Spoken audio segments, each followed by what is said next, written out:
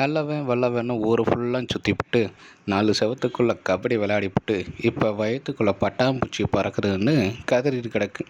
இந்த பட்டாம்பூச்சி எப்படி பறக்குதுன்ட்டு வீட்டுக்கு இருக்கிற எல்லாருக்குமே சொல்லலாமா வேணாமான்ட்டு ஒரு தயக்கத்திலே உட்காந்து கிடக்க. இந்த தயக்கத்தை போக்குறக்காண்டி உயிர் தோழிக்கு ஃபோன் அடிக்கிற. அவளும் அந்த பட்டாம்பூச்சி என்ன நிலமையில இருக்குன்னு ஒரு டெஸ்ட்டு பண்ணிடு அப்படின்ட்டு ஒரு டெஸ்டிங்கை வாங்கி போடுன்னு கேட்குற. இவளும் இந்த டெஸ்டிங்கை வாங்கி பண்ணலாமா வேணாமா இல்லை வீட்டில் சொல்லாமா என்னங்கிறத பயந்துக்கிட்டே இருக்கா. இந்த பயத்தை என்னைக்கு சொல்லுவான்னு தெரியல. இது அவன் புருஷனுக்கு தெரிஞ்சுன்னா சந்தோஷப்படுவான். ஆனால் குடும்பம் என்ன ஆகுன்னு தெரியல.